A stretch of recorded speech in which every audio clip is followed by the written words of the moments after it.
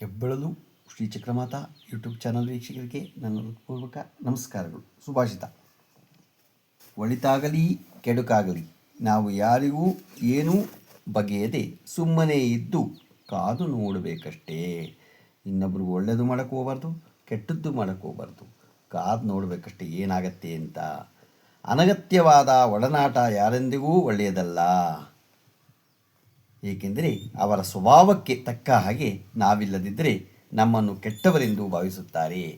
ಯಾಕೆ ಅವರ ಜೊತೆ ಇದ್ದಾಗ ಅವ್ರು ಹೇಗೆ ಹೇಳ್ತಾರೋ ಹಾಗೆ ಕೇಳಬೇಕು. ಕೆಟ್ಟದ್ದು ಹೇಳೋದು ಕೆಟ್ಟದ್ದನ್ನೇ ಕೇಳಬೇಕು, ಒಳ್ಳೆಯದು ಹೇಳೋದು ಒಳ್ಳೆಯದನ್ನೇ ಕೇಳಬೇಕು. ಇಲ್ಲ ಅಂದರೆ ನೀನು ಕೆಟ್ಟವನು ಅಂತ ಹೇಳ್ತಾರೆ. ಅದಕ್ಕೆ ಅನಗತ್ಯವಾದ ಅವ್ರ ಜೊತೆ ಸೇರೋದು ಬೇಡ. ಸ್ವಭಾವಕ್ಕೆ ತಕ್ಕ ಹಾಗೆ ಇರಬೇಕಾಗತ್ತೆ. ಯಾರೆಂದಿಗೂ ಒಳ್ಳೆಯದಲ್ಲ ಅನಗತ್ಯ ಒಡನಾಟ. ಇವತ್ತು ನಾವು ದಿನಪಂಚಾಂಗಕ್ಕಿಂತ ಮುಂಚೆ ಮಘ ನಕ್ಷತ್ರದಲ್ಲಿ ಹುಟ್ಟಿದವರು ಅವರ ಸ್ವಭಾವವನ್ನು ತಿಳ್ಕೊಳ್ಳೋಣ. ಇವಾಗ ದೈವಜ್ಞ ವಿಲಾಸ ಪ್ರಕಾರ ಮಘ ನಕ್ಷತ್ರದಲ್ಲಿ ಹುಟ್ಟಿದವರು ಕ್ರೂರ ಸ್ವಭಾವದವನು, ಭಯವನ್ನು ಹುಟ್ಟಿಸುವವನು, ಆದಾಗ್ಯೂ ಪಿತೃವರ್ಗಗಳಲ್ಲಿ ಪ್ರೀತಿ ವಿಶ್ವಾಸ ಭಯ ಭಕ್ತಿಯಿಂದ ಕೂಡಿಯವನಾಗಿ ತೀಕ್ಷ್ಣ ಬುದ್ಧಿಯವನು, ನಿರ್ಮಲ ನಿಷ್ಕಪಟಿಯೂ ಆಗಿರುವನು. ಗೊತ್ತಾಯ್ತಾ? ಈಗ ಜಾತಕಾಭರಣ ರೀತಿ ಮಘ ನಕ್ಷತ್ರದಲ್ಲಿ ಜನಿಸುವುದು ಕ್ರೂರ ಸ್ವಭಾವದವನು, ಕಠಿಣ ನುಡಿಯುಳ್ಳವನು, ಶೀಘ್ರ ಕೋಪಿಯು, ಯೋಗ್ಯಾಯೋಗ್ಯ ವಿಚಾರವಿಲ್ಲದವನು, ರಾಜಸಮಾನ ನಡವಳಿಕೆಯುಳ್ಳವನು, ದೇವತಾ ಗುರುಗಳಲ್ಲಿ ಆಸಕ್ತಿ ಸ್ವಭಾವದವನು ಆಗಿರ್ತಾನೆ. ಯಾವುದು? ಜಾತಕಾಭರಣ ರೀತಿ.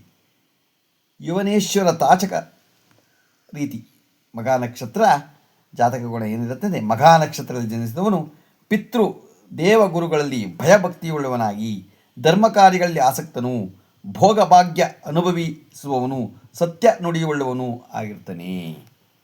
ಈಗ ಮಾನಸ ಸಾಗರ ಪ್ರಕಾರ ಮಘ ನಕ್ಷತ್ರದಲ್ಲಿ ಜನಿಸಿದವನು ಅನೇಕ ಸೇವಕರೊಡಗೂಡಿ ಧನಧಾನ್ಯ ಸಂಪತ್ತು ಅನುಭವಿಸುವವನು, ತಾಯಿ ತಂದೆ ಗುರುಗಳ ಮಾತಿನಲ್ಲಿ ವಿಶ್ವಾಸ ಆಧಾರವುಳ್ಳವನಾಗಿ, ಮಹತ್ವದ ಕೆಲಸ ಮಾಡುವ ಸಾಮರ್ಥ್ಯವುಳ್ಳವನು ಆಗಿಯೂ, ರಾಜ ಜನ ವರ್ಗಗಳಲ್ಲಿ ಕೆಲಸಗಳಲ್ಲಿಯೂ ಆಸಕ್ತನಾಗಿ ಇರ್ತಾನೆ.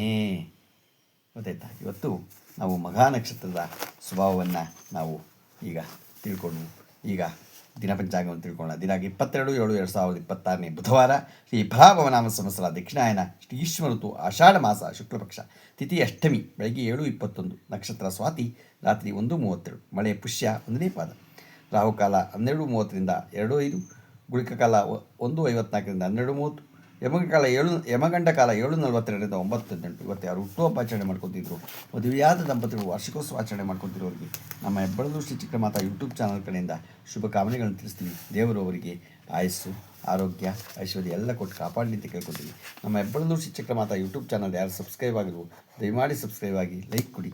ಇದು ನಿಮ್ಮದೇ ಚಾನಲ್ ಆಗಿರೋದ್ರಿಂದ ನಮ್ಮ ಲಿಂಕನ್ನು ಬೇಗ ಫಾಲೋ ಮಾಡಿ. ಇದರಲ್ಲಿ ಏನಾದರೂ ತಪ್ಪುಗಳು ಕಂಡು ಬಂದಲ್ಲಿ ನಮ್ಮ ಕಾಮೆಂಟ್ಸ್ ಬಾಕ್ಸ್ನಲ್ಲಿ ಹಾಕಿ ತಪ್ಪುಗಳನ್ನು ತಿದ್ದುಕೊಳ್ಳೋದಕ್ಕೆ ಅನುಕೂಲ ಆಗುತ್ತೆ. ಏನಾದರೂ ತಪ್ಪು ಮಾಡೋದು ಸಹಜ, ಅದನ್ನು ತಿದ್ದುಕೊಳ್ಳೋಣ ಏನಾರು ಇದ್ದರೆ. ನಮಸ್ಕಾರಗಳು.